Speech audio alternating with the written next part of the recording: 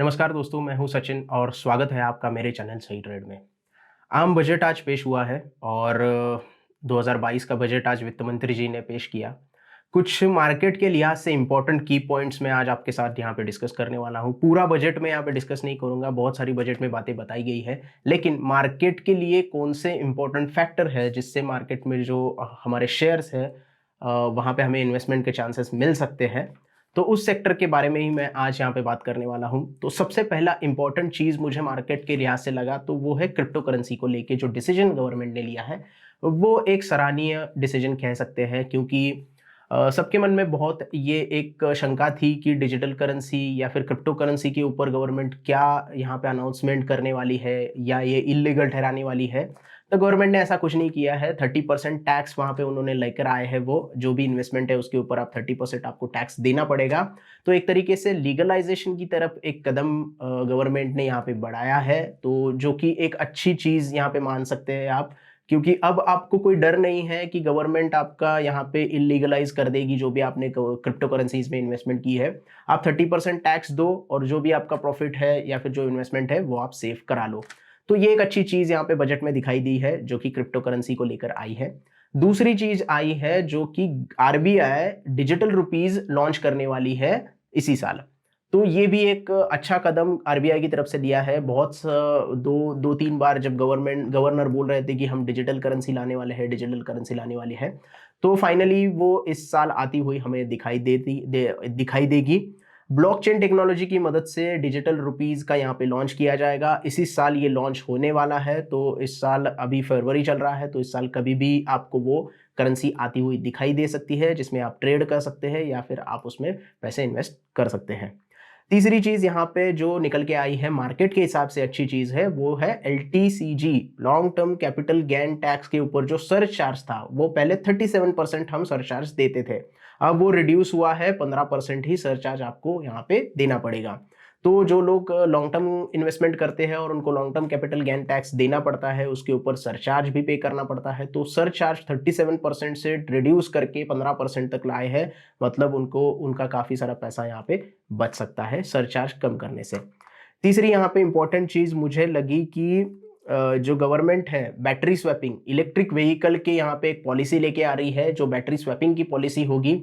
अभी जो कुछ गाड़ियां हैं इलेक्ट्रिक व्हीकल, उसमें बैटरी स्वैपिंग की सुविधा नहीं है, तो उसके लिए एक नई पॉलिसी गवर्नमेंट लेके आ रहा है, जो कि काफ़ी अच्छा यहाँ पे एक कदम हम कह सकते हैं, क्योंकि आने वाला फ्यूचर तो ईवी का ही रहने वाला है। और ईवी में अभी आप देख रहे हो कि बहुत सारी गाड़ियाँ इलेक्ट्रिक व्हीकल पे, बहुत सारी जो ऑटोमोबाइल कंपनियां हैं अपनी जो व्हीकल्स है इलेक्ट्रिक व्हीकल पे लेके आ रहे हैं, तो उसके लिए बैटरी स्वैपिंग की एक पॉलिसी काफ़ी अच्छा कदम यहाँ पे हम कह सकते हैं। तो आप बैटरी सेक्टर की जो कंपनीज है या फिर पावर सेक्टर की जो कंपनीज है उसके ऊपर ध्यान रख सकते हैं। हम यहाँ पे कोई भी रिकमेंडेशन नहीं कर रहे हैं, हम सिर्फ यहाँ पे बोल रहे हैं कि इसके ऊपर आप नज़र रख सकते हैं। उसके बाद SEZ एक्ट में कुछ रूल्स चेंज करने वाले हैं, लीगलाइजेशन के कुछ रूल चेंज हो गए। एक्चुअल क्या रूल्स आने वाले हैं वो भी रूल आने के बाद हमें पता चलेगा। तो SEZ के जो रूल्स है पुराने वाले, तो कुछ यहाँ पे चेंजेस हो जाएंगे और उसके बाद हमें पता चलेगा। इंफ्रास्ट्रक्चर को लेके काफ़ी कुछ अनाउंसमेंट हुई है बजट में, जैसे कि 25,000 किलोमीटर का हाईवे का लक्ष्य रखा है गवर्नमेंट ने 2023 फाइनेंशियल ईयर में।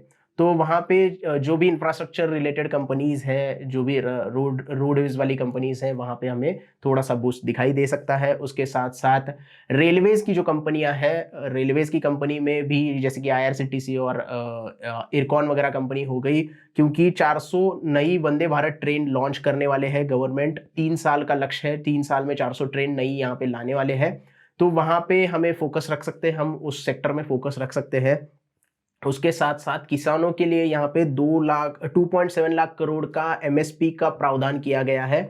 अब ये तो एग्रीकल्चर एक्सपर्ट ही बता सकते हैं कि कितना उन्हें MSP चाहिए और यहाँ पे कितना उनको चाहिए था और कितना उनको मिला है। फिलहाल तो 2.7 लाख करोड़ का प्रावधान यहाँ पे MSP के लिए किया हुआ दिखाई दे रहा है।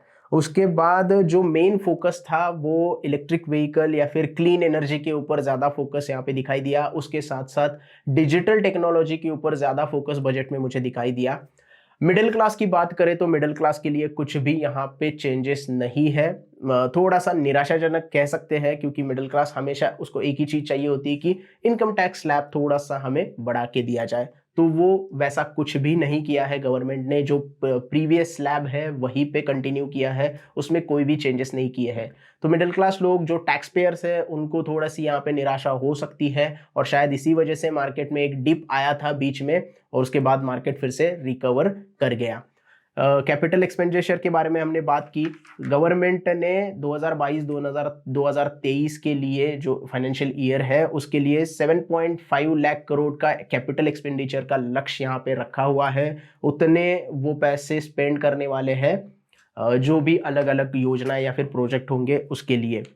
यहाँ पे जो पर्सन विद डिसेबिलिटीज, जो भी कोई विकलांग है या फिर कोई डिसेबिलिटी है, उनके लिए टैक्स में थोड़ा सा यहाँ पे बेनिफिट दिया गया है, थोड़ा सा रिलीफ यहाँ पे निकल के आया है। उसके साथ साथ जो कैपेक्स है, जो पिछले साल के मुकाबले कैपेक्स यहाँ पे 35.4% 2022-23 के लिए गवर्नमेंट ने अनाउंस किया है। अपना टारगेट जो है उतना यहाँ पे रखा है। उसके साथ साथ डिफेंस का जो बजट है, डिफेंस का जो अलोकेशन है, वो 58% से बढ़ा के 68% तक चला गया है। यानी कि आत्मनिर्भर भारत की ओर यहाँ पे गवर्नमेंट का एक कदम बढ़ता हुआ दिखाई दे रहा है। इंपोर्ट जो है, डिफेंस के जो भी इक्विपमेंट है उसमें इंपोर्ट कम करने के लिए और मेक इन इंडिया प्रोजेक्ट को बढ़ावा देने के लिए यहाँ पे 68% तक का अलोकेशन बजट के डिफेंस के बजट में यहाँ पे दिया गया है। तो ये कुछ इंपॉर्टेंट फैक्टर्स, इंपॉर्टेंट की पॉइंट्स थे जो कि आज बजट में निकल के आए। उसके साथ साथ एक चीज़ और मैं बताना रह गया कि 5G स्पेक्ट्रम के लिए ऑक्शन जो है वो चालू हो जाएंगे इस साल, 2022 में ही शुरू हो जाएंगे ऐसे लग रहा था, ऐसे उन्होंने अनाउंस किया है। तो 5G स्पेक्ट्रम के लिए भी बहुत जल्द ही आपको ऑक्शंस आते हुए दिखाई दे सकते हैं। तो और तो कुछ ज़्यादा यहाँ पे नहीं था बजट में। आप यहाँ पे कह सकते हैं, मेरा ऐसा मानना है कि न्यूट्रल से पॉजिटिव बजट मार्केट के लिहाज से यहाँ पे निकल के आया है। जो भी पावर सेक्टर के लिए अच्छी चीज़ें आई है, इलेक्ट्रिक व्हीकल सेक्टर के लिए अच्छी चीज़ें आई है, स्पेक्ट्रम के लिए अच्छी चीज़ें आई है, कुछ चीज़ें मतलब रेलवे के लिए बहुत थोड़ी बहुत अच्छी चीज़ें आई है। यहाँ पे डिजिटल करेंसी को लेके एक अच्छा कदम गवर्नमेंट ने उठाया है यहाँ पे। तो आप कह सकते हैं कि न्यूट्रल से पॉजिटिव बजट पेश किया है आज वित्त मंत्री जी ने, ऐसा मेरा मानना है। बाकी आप ज़्यादा जानते हो मेरे से, मैं कोई इकोनॉमिस्ट नहीं हूँ या फिर मैं कोई अर्थशास्त्री नहीं हूँ। मुझे जो लगा ठीक मैंने आपके साथ डिस्कस किया है।